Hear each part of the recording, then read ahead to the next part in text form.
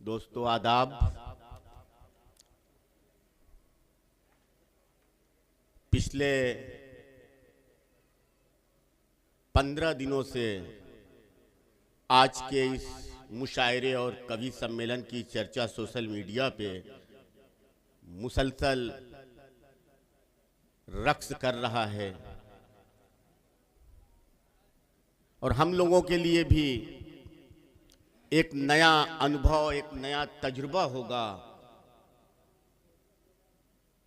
कि एक ऐसी जगह पे शायरों और कवियों को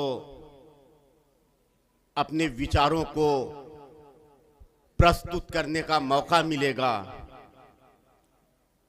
जहां पिछले हम 2014 के बाद से बहुत ही कशमकश के शिकार में हैं।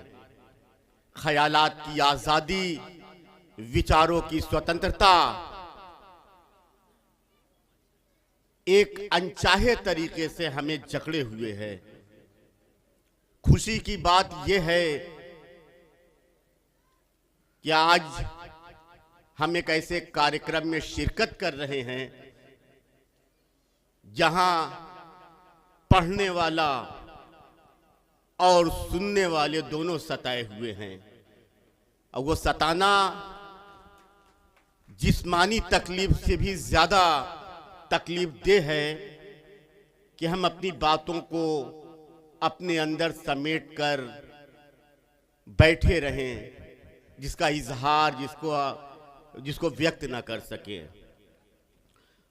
बुद्धा बोधिसत्व अंबेडकर इंटरनेशनल सेंटर के शिलान्यास एक ऐसी जगह पे मुनक़िद की गई है, भव्य आयोजन किया गया है, जहां इंसानियत के पैगंबर महात्मा बुद्ध ने अपना पहला दर्श दिया था।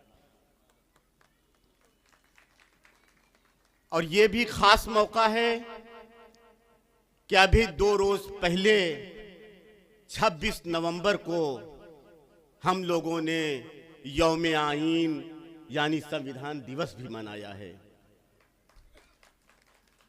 डॉक्टर भीमराव अंबेडकर कहते थे कि किसी भी देश की असल प्रगति उसके सबसे कमजोर नागरिक की हालत से मापी जाती है, और हम अपने सबसे कमजोर लोगों को सदियों से मिट्टी में दबा रहे हैं, आज भी दबा रहे हैं।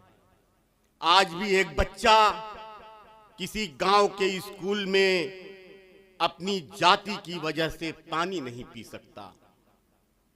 आज भी एक नौजवान अपने नाम की वजह से काम पर नहीं रखा जाता, और हम चुप हैं। इतना चुप कि यह चुप्पी अपराध हो गई है। अंबेडकर कहते थे, अन्याय सिर्फ अदालतों में नहीं, दिलों में भी होता है। और यही सबसे खतरनाक जगह है, जहां पुलिस नहीं पहुंच सकती, कानून नहीं पहुंच सकता। दलितों पर अत्याचार की खबरें आप रोज देखते हैं, कभी खेत में, कभी सड़क पर और कभी पंचायत के अहाते में। हर बार लगता है कि देश कहीं ना कहीं किसी मोड़ पर अभी भी 1932 से ही खड़ा है। अब अंबेडकर अलग से प्रतिनिधित्व की मांग कर रहे थे, क्योंकि वह जानते थे कि जिस समाज में आदमी की जाति उसके सपनों से बड़ी हो जाए, वहां कुछ भी बराबर नहीं हो सकता। अंबेडकर बार बार कहते थे, मानवता सबसे ऊपर है, पर हमें यह सबसे नीचे दिखती है। हर भीड़ भाड़ वाले चौराहे पर, हर सरकारी दफ्तर के बंद दरवाजों पर, हर उस जगह पर जहां कोई दलित या अल्पसंख्यक अपना हक मांगने जाता है, और उसे बताया जाता है कि तुम्हारी औकात यही है।